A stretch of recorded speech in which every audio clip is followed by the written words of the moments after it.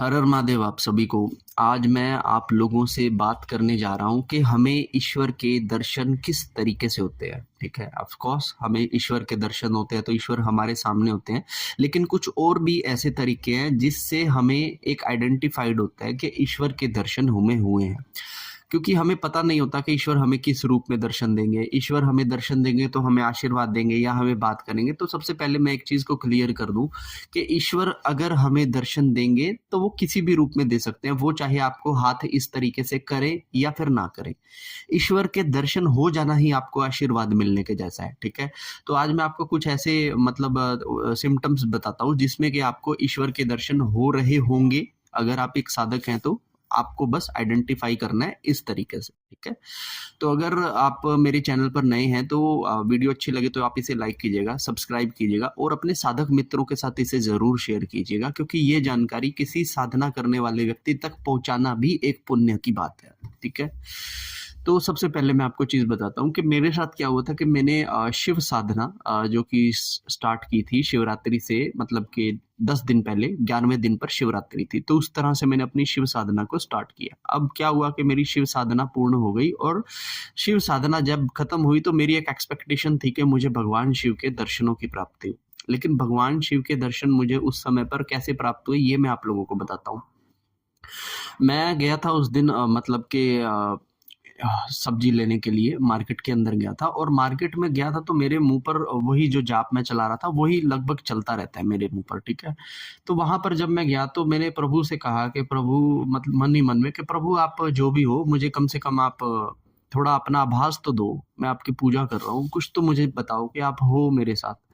तो जैसे ही मैं आगे गया तो एक जस्ट एक गाड़ी खड़ी थी। गाड़ी के ऊपर एक बहुत ही अच्छा सा शिव का जो है पेंटिंग बनी हुई थी। ये जो ट्रक होते हैं इनके पीछे बहुत ही सुंदर पेंटिंग थी, और मैं जस्ट ऐसे मैंने बात की और मैं उस गाड़ी के सामने जाकर मात्र 20 सेकंड के अंदर खड़ा हो गया, और ऐसा खड़ा हुआ कि मैं उस तस्वीर को देखता रहा। ठीक है, चलो ठीक है, ये भी मेरे साथ हुआ। फिर उसके बाद मैं वहां से वापस आया, मैंने शाम को बैठकर अपना नाम जाप शुरू किया। फिर सपन में जैसे ही आए तो सपने के अंदर मुझे मेरे मतलब ऐसा लगा जैसे मैं सपने में, जैसे मैं अपने कमरे के अंदर ही हूँ और मेरे घर के चारों तरफ ना एक ऐसे सांप की बॉडी घूमी पड़ी है, और मैं ये देख रहा हूँ कि मतलब ये चीज क्या है। ठीक है, तो जब मैं थोड़ा ऐसे बाहर निकलकर ऊपर की तरफ देखता हूँ तो मुझे ऐसा दिखता है कि जैसे स्वयं जो वासुकी जी हैं वो मेरे घर के ऊपर ऐसे कर कर पूरा फन फैलाकर छत देकर बनाकर खड़े हुए हैं। तो मैं उनको देखता हूँ और मैं उनको मतलब कि पहले मतलब डर भी जाता हूँ और प्रणाम भी करता हूँ और फिर अंदर भाग जाता हूँ वो देख के।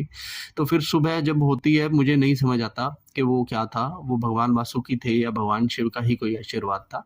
तो इस तरीके से मेरे सबसे पहले इंट्रोडक्शन हुआ भगवान शिव के वासुकी से। ठीक है, अब यहाँ पर जैसे जैसे मैंने और साधनाएं शिव की करनी शुरू की तो कभी मुझे उनके त्रिशूल के दर्शन होते थे, कभी मुझे उनके चरण के दर्शन होते थे, कभी मुझे उनके कमंडल के दर्शन होते थे, और कभी कभी उनके जो जटाओं से यहाँ गर्दन से पीछे जटाएं जो फैल जाती हैं, जो उनकी हिप्स से भी नीचे तक गिरी हुई हैं इतनी लंबी जटाएं, कभी मुझे सिर्फ उनके दर्शन होते थे।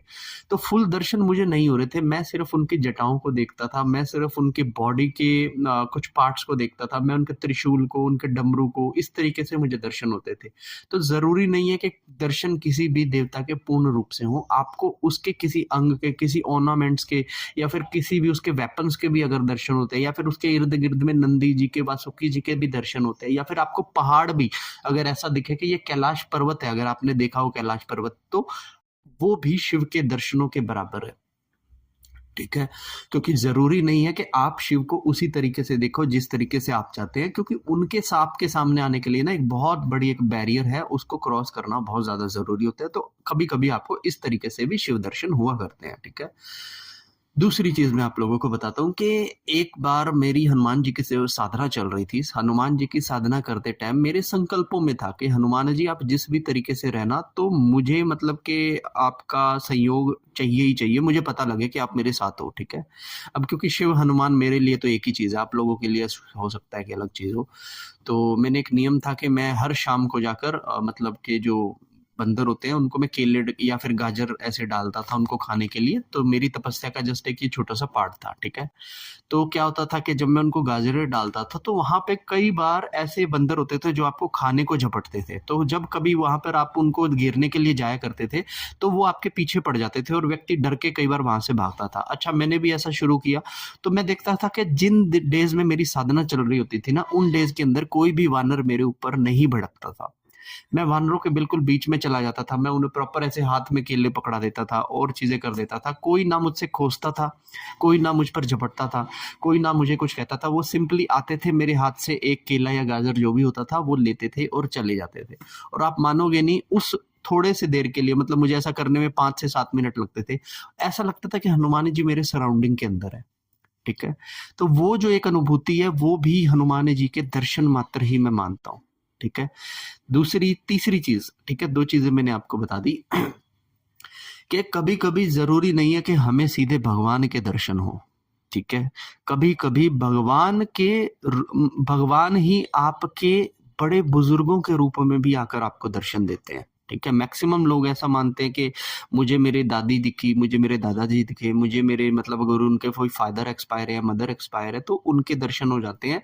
तो वो आपके कई बार फादर, मदर, दादा-दादी नहीं होते, वो प्रभु ही होते हैं।